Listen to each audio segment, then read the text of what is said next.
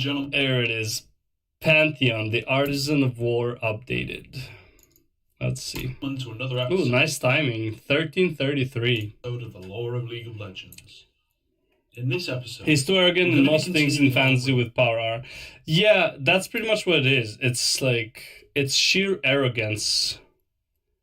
To the point where it's like, bro, like, how can you be arrogant after you are enslaved to tiny people that are living on a massive star you created? It's like, how can you still be arrogant? The renewed lore of Idiot. TARGON, beginning with a peerless warrior born among the Rakor, but deemed worthy to be blessed with inhuman power. Hey, thank you for the sub, man. Pantheon, the Artisan of War. Enjoy. Acceptance at long last. I love that. Named after one of the 4 stars that formed the warrior constellation in the night sky, Atreus was a proud young Rakoran. He was not the fastest, nor the strongest of the warriors on Mount Targon, nor the most skilled with the bow, spear, or blade. And why was he chosen? Atreus was among the most determined, single-minded, and his endurance was beyond legendary, even among his peers. Each day before dawn, while others slept, Atreus rose to run the treacherous paths of Mount Targon, and was always the last to leave the training grounds at night. As with most young warriors, Atreus developed a fierce rivalry with another young Rakoran, a boy by the name of Pylus. Born into a line of renowned warriors, Pylus was skillful, strong, and popular, the complete opposite of Atreus. There were none his age who could best him in the fighting circle. Only Atreus refused to back down.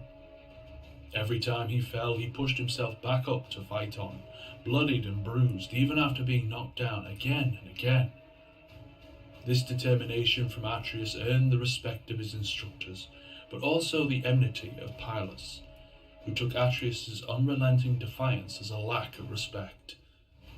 Atreus ended up shunned by his peers and suffered at the hands of Pylus and his followers with numerous beatings. Bro, man, he got bullied? Bruh, this guy got bullied. Look at him. How'd he get bullied looking like this? He kept his growing ostracism from his family, knowing it would only cause them pain. That's by far my favorite skin on Pantheon. During a winter I don't know why, it's just so badass. Their village, the young warriors and their instructors came upon the smoking ruins of a Rakoran outpost. Blood stained the snow beneath them, and bodies lay strewn across the ground. Orders were barked to retreat, but it was too late. The enemy launched themselves upon them. They were clad in furs and heavy iron armor, springing from beneath the snow, axes flashing in the cold light. None of the young Rakoran warriors had completed their training, and their superiors were all greybeards, well past their prime. But for every one of their own that fell, several enemies met their end. Nevertheless, the enemy outnumbered them, and the Rakor were cut down, one by one. Pylus and Atreus fought back to back, the last of the Rakor still standing. Both injured and bleeding, this battle would be over in moments, yet they knew they had to warn their village. Atreus plunged his spear through a barbarian's throat, while Pylus cut down 2 more, creating a momentary gap in the circle of enemies. Atreus told Pylus to go, ready to hold the enemy off so that Pylus could get away. With no time to argue the case, Atreus was already charging the enemy. Pylus took his chance and ran. Atreus fought hard, but as an axe slammed into his chest, he finally fell, slipping into unconsciousness. He awoke later, not in the celestial afterlife as he had expected, but upon the mountain where he had fallen. The sun had set, and a fresh layer of snow covered him. Numb and barely lucid, he pushed himself to his feet. He picked his way between the bodies of his brothers, but all were dead. Worse still, he found Pylus lying some way off, a throwing axe embedded in his back. He had failed in reaching the village to warn them. He stumbled over to Pylus' side, finding his rival alive, but horribly wounded. Atreus hefted the young warrior to his shoulders, and together they began the long trek home. It took 3 days, but finally they made it to the outskirts of their village, and Atreus finally allowed himself to collapse. Atreus awoke to find Pylus watching over him, his wounds stitched and bound, and while he was relieved to find that the village had not fallen to attack, he was also surprised to learn that neither the Rakor nor the Solari elders had sent out the Raharak to find and kill the intruders, choosing instead to remain and defend against any possible onslaught. Okay. In the months that followed, Atreus and Pylus had become close friends, all earlier antagonism forgotten. They had thrown themselves into their training with renewed vigour and purpose. All the while, Atreus' resentment toward the Solaria Order grew. Death He is felt a hell it of a best to drug. seek out and destroy these enemies in order to best protect the Rakor. But the new leader... What is this? What are you wearing? Some BDSM bullshit.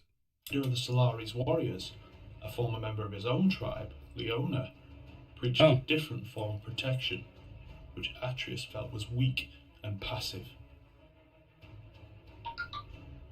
As with all young Rakorans, Atreus and Pylus had grown up hearing stories of great heroes climbing to the peak of Mount Targon and being blessed with unspeakable power. They had passed the arduous Rakoran warrior rites together, and the two began training in earnest toward making the ascent up the mountain themselves. Atreus hoped to gain the power he needed to seek out and defeat the enemies of Rakor himself. Only the strongest attempted the climb, and fewer than 1 in 1,000 even glimpsed the peak. Nevertheless, the two of them joined a larger group gathered from all the Rakoran villages scattered around the foothills of the mountain and began their ascent. As they set off, the sun turned dark as the silver moon passed up before it. Some saw this as an ill omen. That would be the He-Man skin that could not be called He-Man. Yeah, copyrights and shit, for sure. Oh, God. Actually, yeah, you're right. Here's the thing he wears on his chest. The shorts are pretty much the same. The boots are different, the helm is different, but I think he had wristbands too, right? So, yeah. The moon passed up. Makes sense. Some saw this as an ill omen, but Atreus took it as a sign that this was the right path. After weeks of climbing, the group had become half its original size. Some had turned back, while others had been claimed by the mountain, falling in crevices, being buried beneath avalanches, or frozen to death in the night. It wasn't meant to be, guys. Sorry. They were high above the cloud line, and the sky had become filled with strange shifting lights and illusions. But still, they pressed on. The Gotta air keep had on grown keeping on. thinner, and the cold even more bitter as the weeks turned to months. Several of the climbers had stopped to catch their breath, never to move again as their flesh froze to the mountain. Others had been driven insane by the lack of air and exhaustion, Jesus. throwing themselves from the cliffs. One by one, the mountain claimed those who attempted to master it, until only Pylus and Atreus remained. Oh boy. They were exhausted, frozen, and their minds addled. Mm-hmm. But the pair made the final ascent to the summit, only to find Nothing. Of course. They saw no fabled city at the peak, nor any Sky Warrior heroes waiting to embrace them. Only more ice, death, and rocks that had been twisted into strange circular shapes. Pylus collapsed, the last of his strength finally giving out, and Atreus roared with frustration. He knew Pylus didn't have any strength to make the descent, and so Intense Atreus background sat music, by with the way. him, cradling his head in his lap as he watched the life drain away from his friend. Fuck him, he bullied The you. heavens opened. The air shimmered like liquid, and a gateway opened up before Atreus. Rays of golden light spilled out upon him, warming his face, and a city beyond the veil could be glimpsed. A place of inconceivable architecture and grandiose vision. A figure stood amongst the light waiting for him, its hand outstretched. Tears of awe ran down Atreus' face. He would not have left his friend, but as he looked down, he saw that Pylus had died in his arms, a smile upon his face. He stood, closed his friend's eyes, and laid him gently on the melting snow. Atreus stepped forward to meet his guide, walking through the veil of reality to the real Targon. Months had passed, and on the lower flanks of the mountain, it was assumed that Atreus and Pylus had died along with everyone else who had attempted the ascent. They were mourned. This wasn't unusual, nor was it unexpected. Only once in a generation did someone return with the power from the top of the mountain. Another raiding party of northern barbarians had mysteriously appeared on the mountain, almost a year to the day since the surprise! We're on the mountain! What the fuck? Butchering at the outpost. Mysteriously appeared on the mountain. They attacked a number of isolated villages, slaughtering and pillaging what they could before pushing on toward a Solari shrine high upon the mountain. The guards were outnumbered but stood firm, ready to die defending the relics and mystics that lay within. As the marauders closed in, an unnatural keening wind descended, whipping the snow around in a glowing fury. The clouds parted a swirl, exposing the full majesty of Mount Targon at the epicenter of the storm.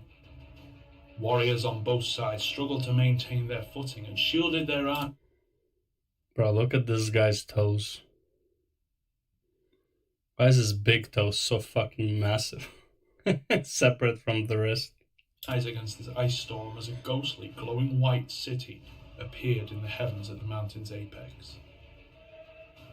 The 4 stars of the Pantheon constellation pulsed brightly, then turned dark overhead, and at the same time, the burning light of a falling star appeared within the ethereal city and streaked towards the ground. The falling star screamed toward the temple, moving at astonishing speed, and the barbarians prayed to their heathen gods in quivering voices. The streaming light slammed down, striking the ground between the two forces with an earth-shattering impact. This was no star, but a warrior, mantled in starlight and bearing a gleaming golden shield and spear of legend. He had landed in a warrior's crouch, one knee lowered to the ground, and as he looked up at the enemy defiling the lands of Mount Targon, the Rakorians saw it was Atreus, and yet not Atreus. The aspect of the warrior had infused him. He was now both mortal and immortal, the incarnation of war made flesh. He was now an avatar of battle. He had become the Pantheon. He rose from his crouch, eyes blazing with a celestial light. The enemy knew death had come for them. The battle was over quickly. None could stand against Pantheon. The outsider's blood ran from his armor and weapon, leaving them pristine and gleaming with starlight. His enemies had been defeated, and Pantheon marched into the war. The Dragon Slayer. It's pretty cool too. From sight. Atreus' family had mourned their son and held a funeral for him, for they had suspected he had died after not returning from the expedition. Now his demise was confirmed. The Pantheon aspect had obliterated his personality, memories, and emotions. Atreus' flesh was nothing more than a shell inhabited by the supernatural aspect of war. His mortal soul had joined those of the ancestors. That's some bullshit. The hell did you make that trip for anyways? Still ended up dead? Now you have, you gave them a shell? Bro, that's why I hate religion. Celestial afterlife. Atreus was not the first appearance of Pantheon on Runeterra. There have been others, and there will likely be more. They are not immortal, limited by the human flesh they inhabit, and can be killed, though it takes great effort to do so. Pantheon's latest appearance has been greatly debated by the Solari, for his arrival is both a blessing and a curse, as it often heralds a time of darkness yet to come. Yeah, I can't wait till Aatrox stabs him so hard it kills the fucking ass. Actually, I don't know if the Aatrox stabbed this guy, but yeah.